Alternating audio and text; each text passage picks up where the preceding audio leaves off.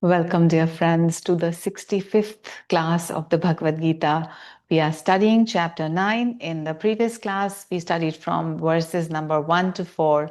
So let us just revise these shlokas quickly before we move on from verse number 5.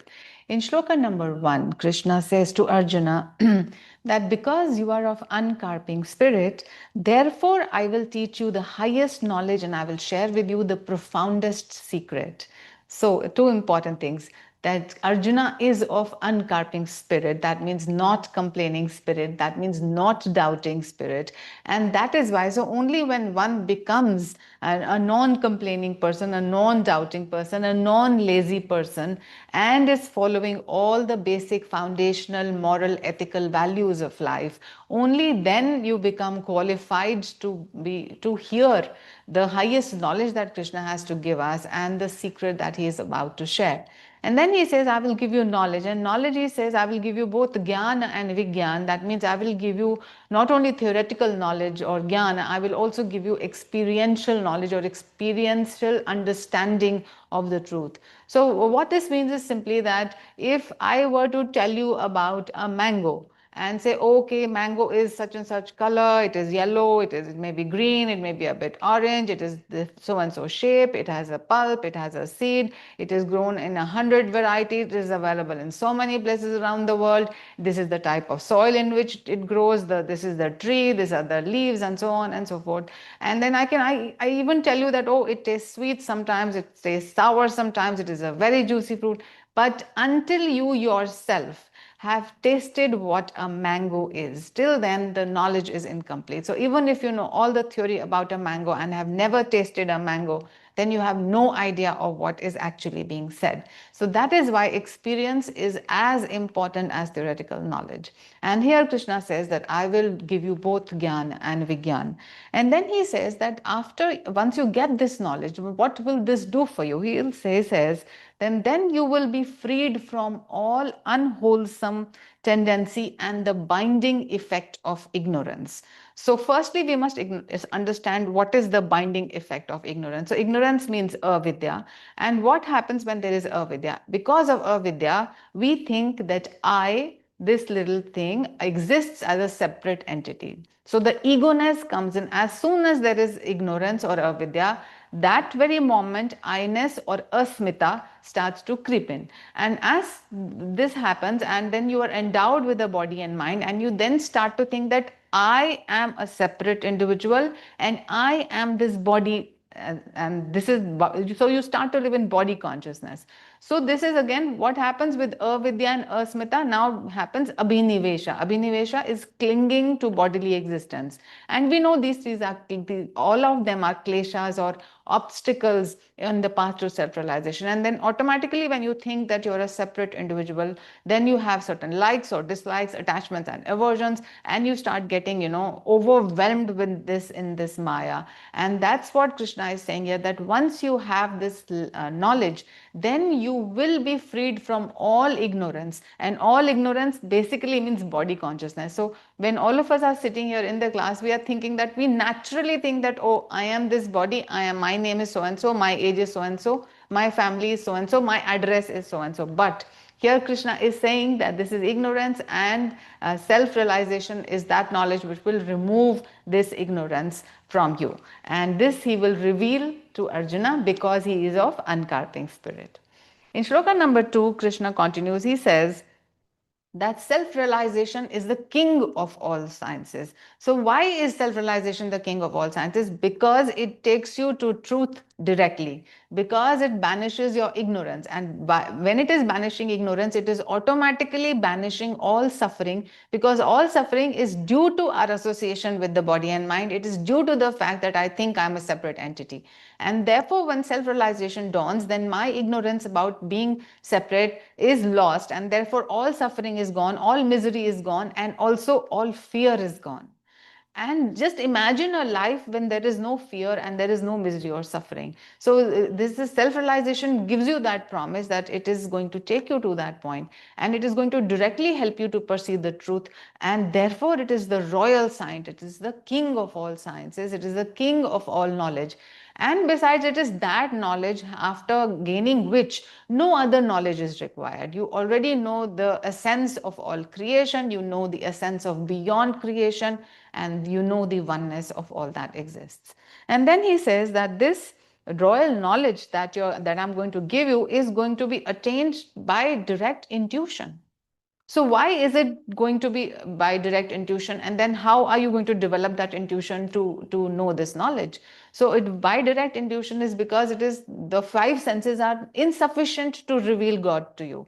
If they were sufficient, then all around you would automatically perceive God, because God is everywhere. It's not, if you cannot perceive it, is the limitation of your five senses, and also the limitation of the mind, which can think in a certain way. There are certain conditions applied on it, and the intellect can go only so far to explain the true reality to you. And therefore only an additional sense which is present in all of us, which is conveyed without the medium of the senses. So for example, it's a very simple thing about magnetism, about people having their aura. So when you enter into a room, and suppose people have been happily discussing something, you can feel the joyful energy of the room, even though you have not perceived it with your senses. You can just feel it's a magnetism, it's an energy which is transferred without the contact of the senses. And similarly, if you entered into that room and suppose there was a heated discussion going on, immediately on entering, without anybody having to say any word, you would understand the tension in the atmosphere. So intuition is always present with us. Our gut feeling is always present with us, but it has to be developed like a muscle. It needs to be developed. And how can we develop intuition is, first and foremost, is unless the mind is calm and quiet, intuition is not going to spring up. So the most important then work lies in calming and quieting the mind, and that requires a whole lifetime of effort. Don't just think that you'll meditate few minutes a day and then you will develop intuition. No, the basic foundation of truthfulness, of discipline, of self-control, of the yamas and niyamas has to be laid. Unless you have conquered your greed, unless you are at least trying to, unless you have conquered your dishonesty or the stealing propensity or uncleanliness of the heart and mind, unless you are following the basic principles of life, your mind will keep going into ripples of thought and ripples of activity or various vrittis. Until those vrittis are there, it is not possible for you to perceive something which is perceived so subtly as the sixth sense. So therefore, a disciplined life is the cornerstone. And then, of course, to calm the mind, you need regular meditation.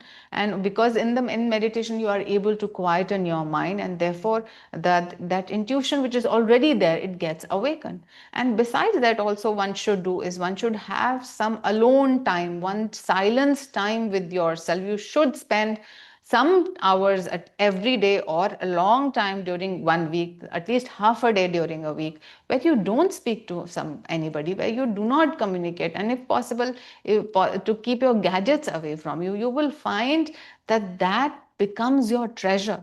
You look forward to that time because there is so much unwinding happening in that time, that you feel at peace. Initially, what happens is, suppose you've been very restless and you go into a quietude, then all the restlessness of the mind, it surfaces, and there are many crisscross currents of thoughts happening. But as the time progresses on, and if you are meditating along with that, you will find that as the dust settles down, you feel the quietness of your own being, of your own soul, and the questions you were struggling to find, they suddenly pop up into your consciousness from that own stillness, which is your own being. So having some silent time is very, very important in today's lifestyle, especially. And then it is important that as we train our intuition, and we kind of try to feel out in small tasks, and we follow the intuition and we see that it works, and then we also test the feeling that is there in the heart when I'm getting such guidance from my inner conscience. So it's a process, it's a marathon, it's not a sprint race that tonight to say, okay, from tomorrow my intuition switch will be turned on. It's not going to happen. So also you need to have faith, you need to trust the voice of the inner conscience, quieten yourself, and then you will find that intuition is the fastest way to know anything, and it is only in the awakened intuition that that self-realization will happen. So the teacher or the guru can intellectually point to you the direction in which you need to look for self-realization. They will tell you where you will find God, but the final experience of God, the final experience of the Atman, the Paramatman, Brahman, or whatever you may call it, truth as it is, that will happen to each individual individually on a one-to-one basis. And that it's like the guru takes you to the edge of the cliff and shows you the whole view, and then you are in with that developed intuition and his grace, you are able to just perceive that omnipresence suddenly. And which day that is going to happen, which moment it's going to happen, we don't know. Our own job is to persist and be consistent with our meditations, with our devotion, with whatever spiritual practices we are doing. We need to be consistent with that. And then also in shloka number 2, Krishna says that Brahmagyana is very easy. Now, from what we have heard and what we think, we are conditioned to think that it is very, very difficult. But Krishna is clearly saying Brahmagyana is easy. Why do you think it is easy? Firstly, because it is about yourself. You always exist. Whatever experiences have happened, whether they are good or bad, you were always present, and you are going to find yourself through self-realization. So that is why it's the most easy thing. Secondly, it does not require any outward instruments, any outward technology. It does not require an outward ritual. It just requires you to turn within yourself. And that is why it is easy. So you don't have to wait for anybody, you don't have to wait for anything to actually start your journey inwards. Therefore, it is very easy. Also, it is easy because every step of the way becomes joyful. For example, Swami would say that, it's not that you are standing in a desert and an oasis will come one day and then your thirst will be quenched. It is that every step of the spiritual journey, if you are ardently following and pursuing, then every step the grass will start getting greener. You will start to reap certain benefits of meditation. The day you start to meditate itself, the day you have this sankalpa of finding God, the day you want to seek the truth, something in your life will start to shift, and that will keep encouraging you to go forward more and more forward. And that is why Krishna says Brahma Jnana is easy.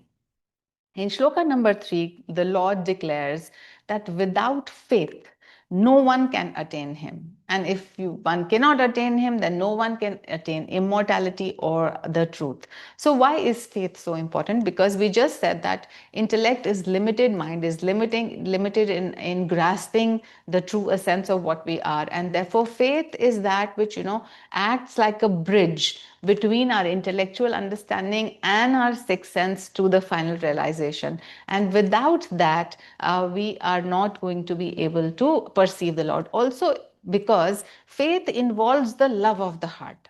When there is faith means there is trust. When there is trust means there is love. And love is already that omnipresent consciousness which acts as a bridge. The intellects may be divided, but the heart's love is one. When anybody loves, that love is a common love. The same love the mother uses to love the child, the same lover uses to love the beloved, the same love is used between a teacher and a student, the same love between a father and a son. It's just that one common, powerful, omniscient, omnipresent love, which is being channeled through different relationships. And because it is omnipresent, it is already a bridge. Therefore, we use our heart's love to develop trust, and we have faith that yes, this will work. And therefore, we cross the bridge from the intellect to the intuitive realization of who we are. Then, importantly, in this shloka, Krishna also points out that this samsara is a world of death. So, earlier in chapter number 8, Krishna said that this is dukkhalyam, this is a house of sorrow, this place is a house of misery. And now he is saying it is a house of death, that means it is mrityu loka. And that means whatever is born is going to die. And not only does it die easily, if it was to easily drop off, then it would have been relatively easy, but that it goes through the process of disease, of old age, of decay, of pain, of suffering, and then dying in misery, and then again being reborn, and the cycle will go on and on and on. And that is why this is a place of dukkhalyam. So it is full of dukkha, and it is full of death again, over and over again. Then he says, then he's kind of warning mankind. He says that unless you strive to know your own immortality, the shadow of death will never leave you.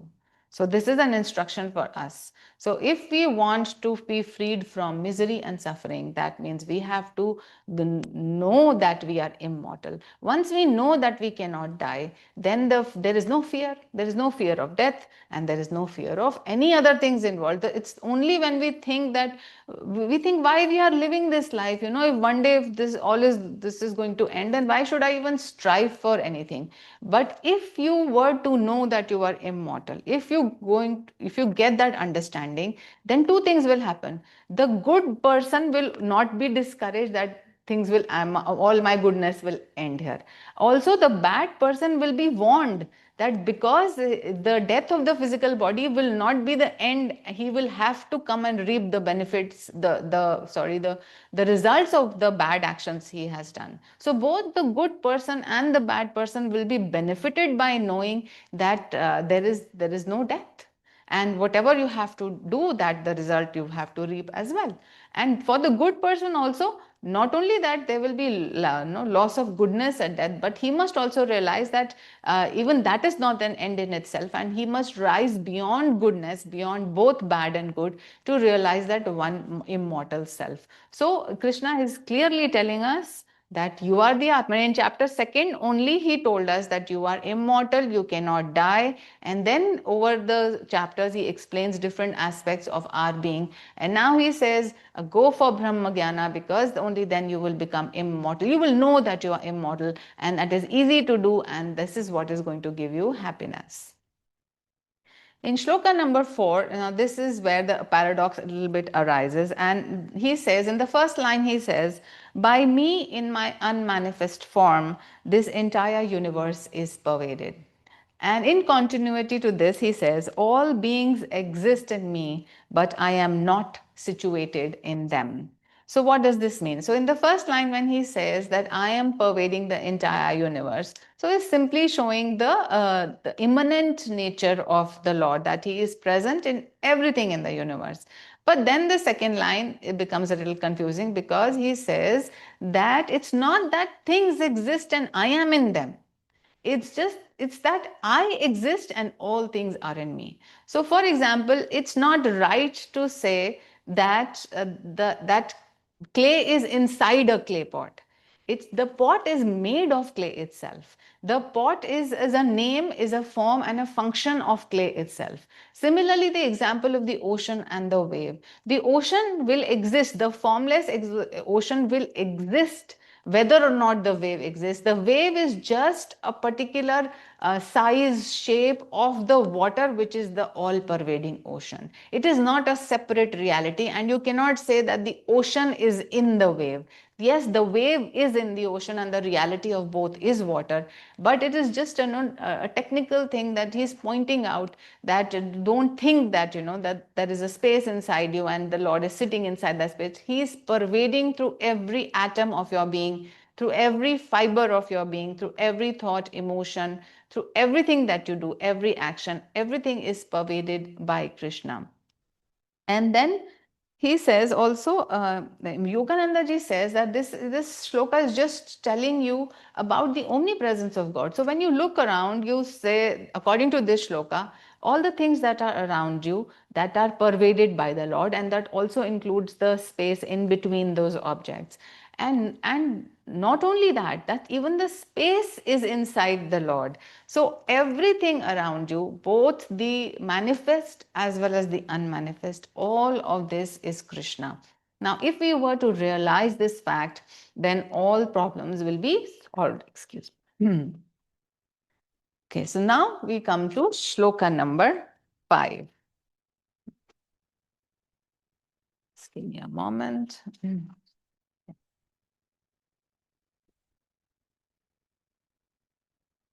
Shloka number 5.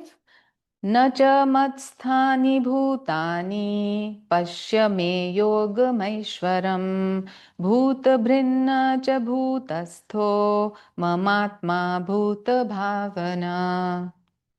मेरे दिव्य रहस्य को देखो जिसमें सभी जीव प्रकट रूप से मुझ में नहीं है, न ही मेरी सत्ता उनमें है, तब भी केवल मैं ही उनका सृष्टा और पोषक हूं। Beholds my divine mystery, in which all beings are apparently not in me, nor does myself dwell in them.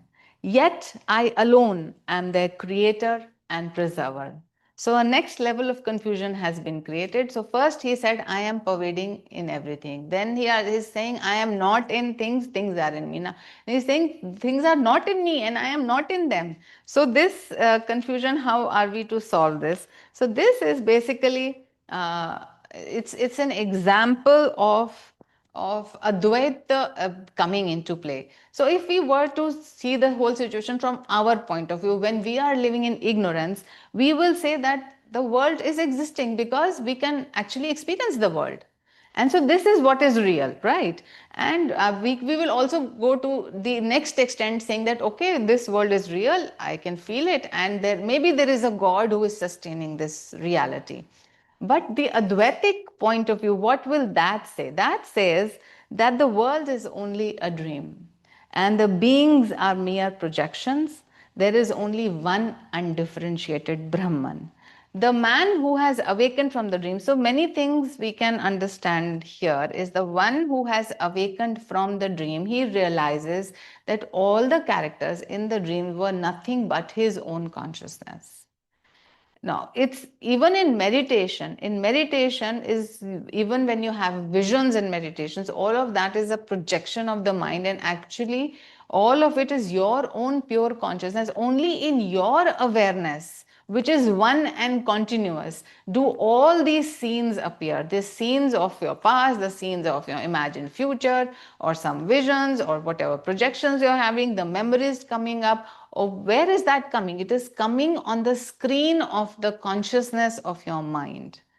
And yet, so it's, none of it is actually real. It is getting popped up and it is disappearing. What remains always true, what is Shashvata or permanent, is your own awareness, your own presence, your own existence. So that is what Krishna is saying, that only my existence is true and the rest, which is all impermanent, is only a projection. It's only like a dream. It's only a leela. Now again, if we were to remember this, our life would become so easy. It's just because we forget that we were only playing a part here. We are meant to just play a part. Whatever part you may be playing, you may be a father, a mother, a corporate person, a banker, a doctor, a teacher, whatever. But you have got so engaged in the part, good in a way, but or remember the truth. If you have forgotten the truth, then you will suffer than playing the part.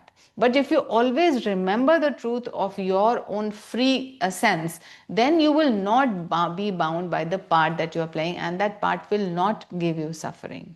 And therefore, it is important to understand all of this, that Krishna is not first, he starts from what we understand. So first we understand the senses. He says, okay, control the senses. Then we understand the mind. He says, control the mind. Then we understand, the surroundings. He says, I am present in everything. And then he goes on further to explain that I am immanent, but I am transcendent as well. Means nothing of this can touch me. And then he eventually says, all this is a leela, this is a drama, this is a dream.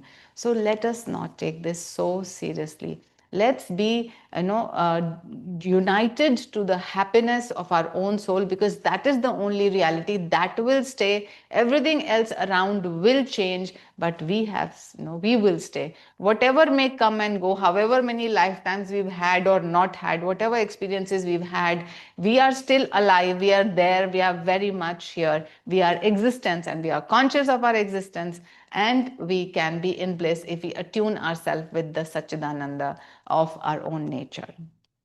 Okay, then we come to shloka number 6. यथाकाशस्थितो नित्यं वायु सर्वत्र गो महान् तथा सर्वाणि भूतानि मत्स्थानीत्युपधारय। इसे इस प्रकार समझो, जैसे वायु अनंत आकाश में स्वतंत्र रूप से बहती है और आकाश में अपना अस्तित्व रखती है, तब भी वायु आकाश से भिन्न है। इसी प्रकार सब जीव मुझ में स्थित हैं, परंतु वे मैं नहीं हूं। Understand it thus: just as air moves freely in the infinitudes of space or akasha and has its being in space, yet air is different from space. Just so do all creatures have their being in me, but they are not me. So, this is a beautiful example Krishna has given, a beautiful analogy that simplifies our understanding. And here he says that just as moving air, we know wind is present in space, but whatever movement the air causes, it does not touch the space. Nothing will happen to the space. And same is true for us. So that space metaphorically is the substratum of all that exists. And then all creation, which is moving creation, can be be seen as the wind that is moving in space. All mobile and immobile creation is in the substratum of a space that does not change, that does not move, and therefore that space is completely unaffected by the movement of the wind of creation. Same thing in the dream state. When you dream, then so the wind of the dream thoughts, the dream people, the dream places happens in the the consciousness of the dreamer. Actually, the dreamer is not touched by it. When the dreamer wakes up from the dream, says, oh, it was only a dream. And similarly, again in a meditative state, when you are sitting still in the stillness of your own being, that is the akasha of your being, and in that various thoughts, when thoughts are projected, then when your meditation ends, thoughts start to be projected again, and then when you're in deep meditation, those are, they come back into the substratum of the silence of your own being. So this has to be differentiated. This discernment, discrimination is important to know, that you as awareness, you as the self, are even subtler than what you think is subtle. So you may think that, okay, gross is earth, then so lighter than that is water, lighter than that is fire, lighter than that is air, lighter than that is ether, and even lighter than that means even subtler than ether is the chidakasha, and which is the self. So when we talk of akasha, is when we at the physical level, when we see the sky, that can be termed as maha akasha.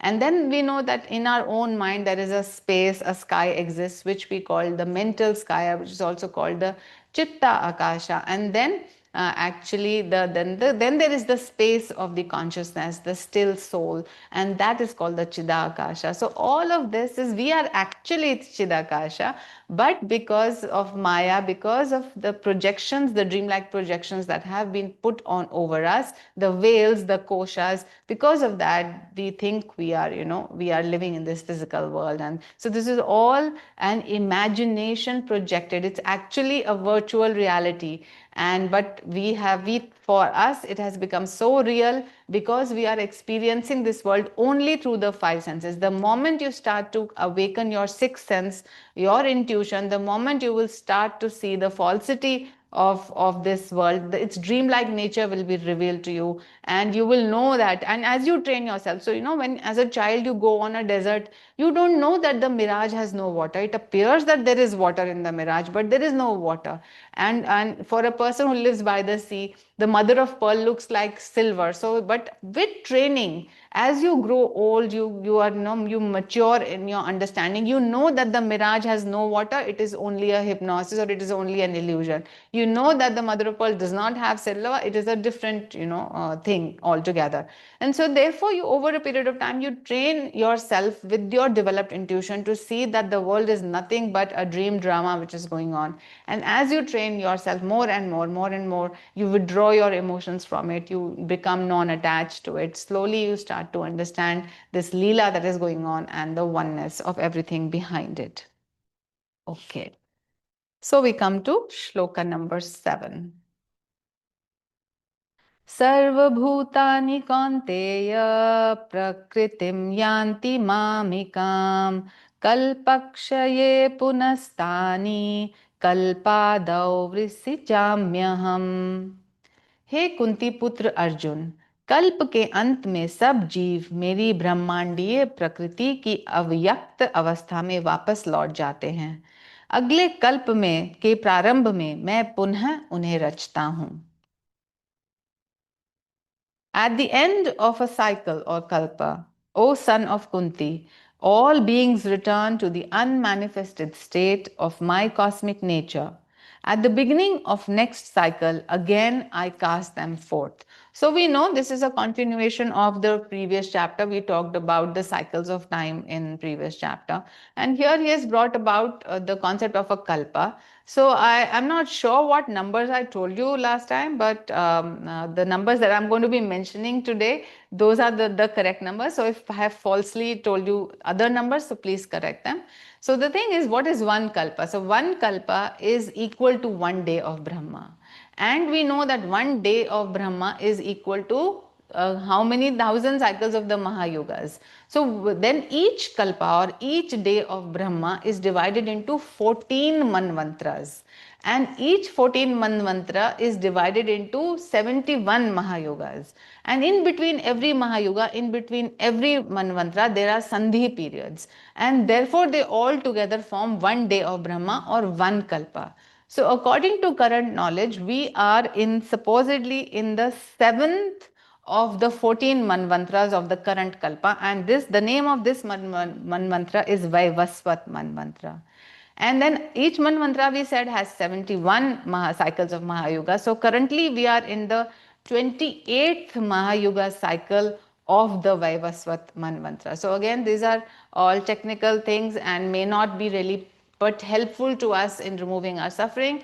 But as we discussed earlier, sometimes it's a little expansive to know these things. Also, what it helps to do to us is that we live in a very, very limited time frame of 70, 80, 100 years. And maybe because the current modern science tells us that there are, Earth is 4.5 billion years old, and then 10,000 years, such and such thing happen, and in the future, such and such will happen after so many years. So we have some concept of time, but what the Gita and what the Upanishads and what the Hindu scriptures do is they break all the limitations of the concepts of time that you have. And it talks about repeated cycles of millions of billions of years of the whole creation coming into play and the whole creation being reabsorbed back. And this is being done multiple number of times, not just once or twice or thrice, multiple number of times. And this is like a play. Now just think of a child who just wakes up in the morning and wants to play, and at night wants to rest. And the next day he wakes up and he has all these toys which he projects and he plays all sorts of games. So it's like when all the creations come into being, so it's like the out breath of the Lord. And when he withdraws the entire creation into himself, it's like the in breath of the Lord. And for us it is like hundreds and thousands of billions of years, but it's simply it's just can be made the simile of the in breath and the out breath of the God. And this is how creation just keeps happening over and over and over again. This also tells us the urgency with which we must seek God, we must seek immortality, we must seek truth, because otherwise, as it was mentioned in the previous chapter, is that the same beings, and also again he is saying, the same beings are reprojected. If you have not found your freedom in whatever cycle, yuga, kalpa, manvantra you are, then whenever the creation is projected next, again you will have to fight for that same freedom. Again you will feel deluded for many, many millions of years, and then you will come to the point where you will say, oh no, I want my moksha, and then the guru will appear to you, and then again. So why not now? Right now, you have the perfect situation to achieve your immortal status, achieve your freedom in God, because you have a human body, because you have a God realized master, and because in your heart you have this search for freedom. But let's intensify, let's become more restless for God. Instead of being restless for the world, instead of being in love with the world, let us be more restless for the Lord. Let us understand that that death is certain, it's certain, but it is uncertain when it will come. So for example, if you were to told that you were told this, that you have another 24 hours to live, and then even if in those 24 hours I would give you all the riches of the world, all the best foods, all the things that senses can give you, even you will not have a taste for them, because you know that you're not going to be living in this body, in this world, after 24 hours. But in this case, at least you know that you have only 24 hours to live. But in our case, we have no idea how many more seconds or minutes or hours or days we have. And therefore, it is important and very urgent that we start working with our own, to free ourselves for our own self-realization, because it is the king of sciences, because it is easy, and because it will give you all the happiness. Okay. We now come to shloka number 8. प्रकृतिं स्वामवष्टभ्य विसृजामि पुनः पुनः भूतग्राममिमं कृत्स्नमवशं प्रकृतेर्वशात्। प्रकृति जो मुझसे ही उत्पन्न हुई है को पुनर्रजित जीवित करके मैं प्रकृति के परिमित नियमों के अधीन कर जीवों के इस समुदाय को बारंबार रचता हूं। By revivifying Prakriti, mine own emanation, again and again, I produce this host of creatures, all subject to the finite laws of nature. A very important thing has been said. So here the Lord is saying that I am not, on the one hand, I am sustaining the whole universe, but on the other hand, I'm not directly involved, because what is involved is Prakriti. Who does everything is Prakriti, but who runs the Prakriti is the Lord Himself. So once He has created Prakriti, or Prakriti is part of Him itself, is once, and the beings are subject to Prakriti, then they are bound by the laws of Prakriti. And once they are bound, then it's like a machine running on automatic mode. So once everything is placed, the Lord has created, then He is just watching creation just as a witness. He is not touched by it. And He says that he does not merely set the creation in motion. He is actively upholding it also. He is regenerating it also. So, but He does it through the power of Prakriti. And therefore we must understand that behind what is happening around us, whatever exists right now, in whatever form it exists right now, all of this is because of the power of Prakriti, which is run by the intelligence of the Lord. So therefore, why, so Prakriti or Divine Mother. So it is easy to reach God by approaching Divine Mother, because firstly you are bound by the laws of Divine Mother. But the power of Divine Mother is the Lord Himself also. And so that is why, the concept of Ardhanarishwar, there can be no creation if the absolute stillness of God does not combine with the creative activity of the mother. So both work together. But it is easy to go to Brahma Gyan through the mother, because she is directly controlling you. You are bound by her laws, and she has the key to the infinite Lord. And therefore, and it is easy to please her because she is the mother. And therefore, if you are just, a simple child of her, and you keep calling her, as Master said, keep calling her till she comes and picks you up. And as it is commonly seen that if the child is playing around, the mother is doing her own work, she is not bothered. But if the child gets restless, the mother will send one toy for him, and if more restless, then some more toys, some more friends, some more books, some more company, and she will continue to do her work. But the moment that the child says that, that I will not have anything else but you, mother, and he will keep crying and crying till the mother comes, then she has to come. She is our, a sustainer, a creator in a sense, and she will come and pick us up because of her mother nature, because all of this is eventually made out of love. And similarly, I heard a saint saying this, that, even if a dog were to come to your doorstep and lie down there, so you try to shoo it, day one, day two, you try to shoo it, maybe you even show him a stick or something, or show him a stone or something, but if the dog persists and he stays outside your doorstep, then in a couple of days, or in 2, 3, 4 days, you will feel that, oh, the dog might be hungry, and you will start to feed the dog, or you may start to give water to the dog. And after a few days, the dog starts to become loyal to you, and then you find that if somebody else comes with a stick to beat that dog, then you are protecting that dog.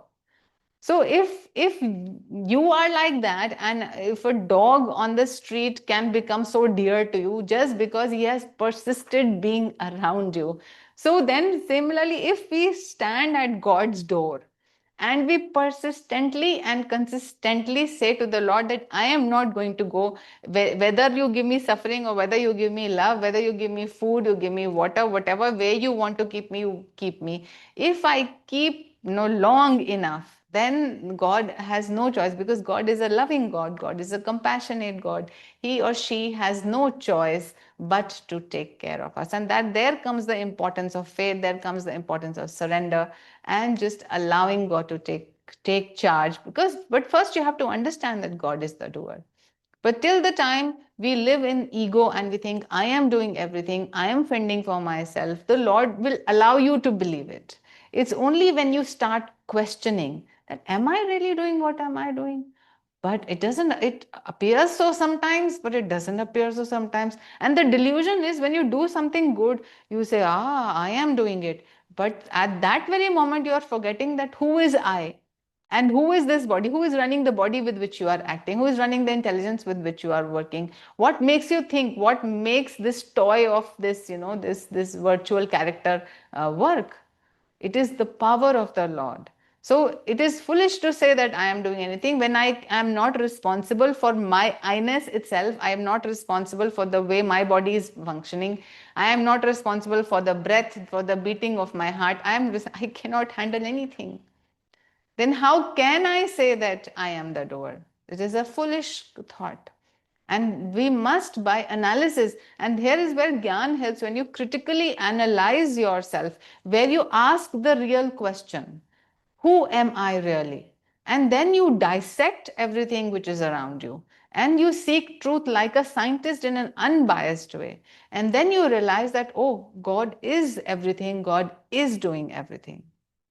And once that happens, is then you can actually fully surrender and become one with the Lord, and that itself is freedom in itself. So here it is saying that God is saying that I do everything, but I do it through the power of Prakriti. And once you are created, you are bound by Prakriti and its laws. And therefore again, why do we seek the truth? Is because we start to suffer in that same cyclical existence, but also because the seed of the infinite Lord is within us. And that seed itself, it is happiness itself. The Atman is happiness itself, and therefore it is never satisfied till it regains its own initial source, or the initial existence that it was in. So therefore it will keep the mind and body restless in some way to keep going back to the source. And therefore that is why it is said that God has planted himself in every heart, and he is playing all this leela to eventually come back to him. So you will continue to feel restless till you find your fullness or your completeness or your fulfillment in the Lord. Till that time, you will keep seeking happiness here, there, everywhere, but not in the Lord. Okay.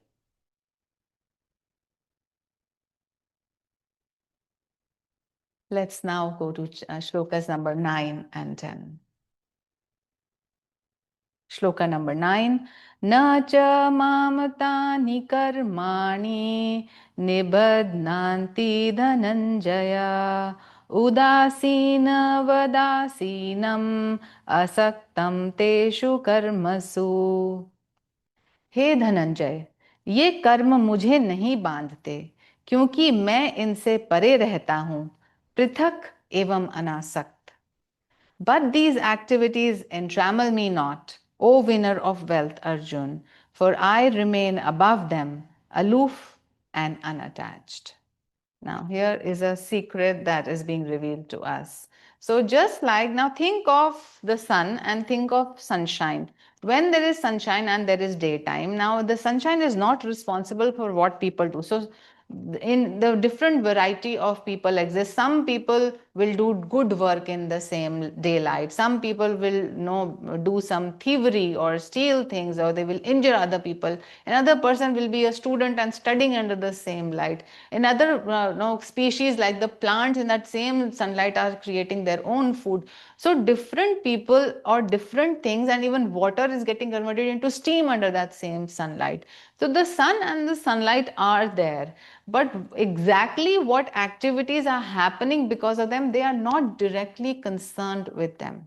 And that is what he is saying, that I am not bound by any of that. So any activity that happens in sunshine cannot bind the sunshine itself.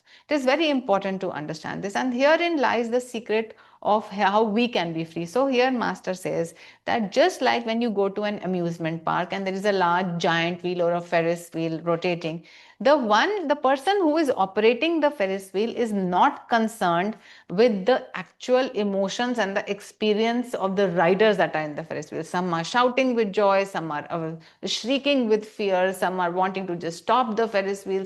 So every rider is going through a different experience. It may be good, it may be bad, it may be neutral. But the person who is operating the Ferris wheel is completely unconcerned by what is happening to those people.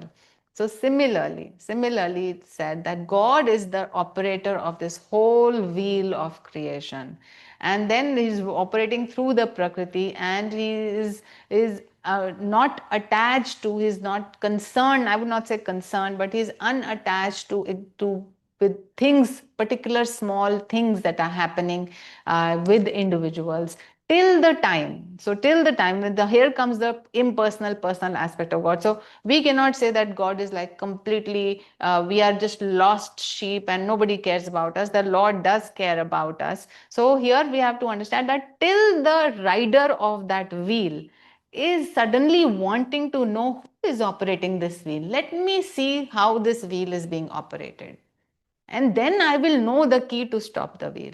So when the rider is interested and the rider keeps shouting out to the operator of the Ferris wheel, stop the wheel, stop the wheel, stop the wheel, and then he has to learn the technique by which he can stop the wheel or he can mount off the wheel.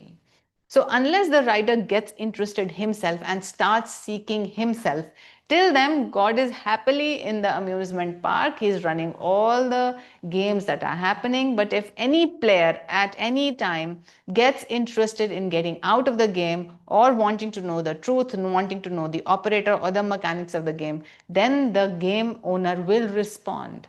So everything starts from you. If you are enjoying the joyride of life, it only appears to be a joyride, it is a dukhalyam. So if you continue to enjoy, then God will not interfere with your will. But the moment you start to say that, no, I think there is something behind which I am not able to perceive, but I want to know. So you start to get suspicious about the hypnosis that has been over you, and you want to break free from the bondage of life and death, of karma, of all these recurring cycles. Then God is also interested in you. So he stays impersonal till as long as you are indifferent to God. But at the moment you become personal with God, he is fully interested in your affairs because he is your father, he is your mother, he is your parent, guide, savior, friend, lover, beloved, creator, sustainer, everything he is.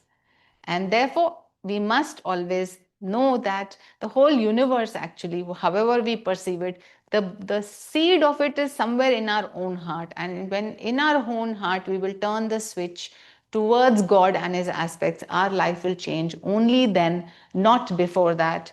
Before that, we will be bound by whatever mechanics of this worldly machinery exists around us. And so again, now because the trick here is, now because the Ferris wheel guy is non-attached to the reactions of the people, therefore he is free. Similarly, master advises us that if we are non-attached to the scenes of life around us, and if we are non-attached even to the life that I think I am leading, means the little egoic life, the separate life, or the separate role that I'm running or I'm playing, if I become unattached to it, and if I become an impartial witness to all that is happening in life, then I can be as free and unattached, and I can then be amused and entertained by the drama that is happening around me. So this is the trick, to be non-attached to this world. And there is, if you look all around, everything is happening because of attachment. We are clinging to everything around. We are not only clinging to people, we are clinging to money, to property, to our, or own pride. We are, all of that we are clinging so hard that we do not even question the truth. We think, oh, life is like this only. But the moment you start understanding a greater reality, the moment you loosen your grip on life, you will find that life becomes much easier. The life becomes more, happier for you, because when you leave the clinging and the craving, then you get rested in your own self. And the nature of your own self is happiness itself, is bliss itself. When you are not going out of yourself to grasp on things, on having more and more desires, and you are resting in your own self, then you will always be happy. Why happy? Because you have not put any conditions on your happiness. Right now, the cause of our misery is that, in spite of being happiness itself, we think we are miserable, is because we have put conditions on our happiness. We have said to ourselves that only when such a thing or a person or a situation comes into my life, then I will be happy. I am not happy now, but I will be happy in some imagined future. So we ourselves have imposed these conditions on ourselves. Therefore, in spite of being bliss itself, we are like that musk deer. We are looking for the musk everywhere, and we end up actually killing ourselves over all of this game. So the important thing is to be scientifically aware and to artfully move out of this game with the help of the guru, because he is showing you the path out of this maze, with the help of the teachings, the techniques, with the help of your own purushartha or self effort, and doing it now. Don't postpone your own freedom. Don't procrastinate your own effort. Your freedom is your birthright, and you need to work for it, and do not settle for anything less than you yourself or God himself, because he is available to us. He is our very own. He is us. And it is our birthright to reclaim our own immortality, to reclaim our own bliss status. And we all shall, with the help of God himself and the Guru. So with that thought, we'll end today's class, and we will share the blessings and the power we have received with souls everywhere. Let us pray together. Heavenly Father, beloved Divine Mother, Savior God, Thou art omnipresent. Thou art in all thy children. Manifest thy healing presence, thy healing power, and thy healing energy in all bodies, all minds, and all souls.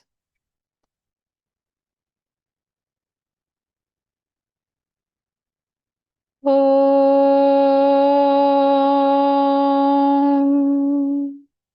Om. Om.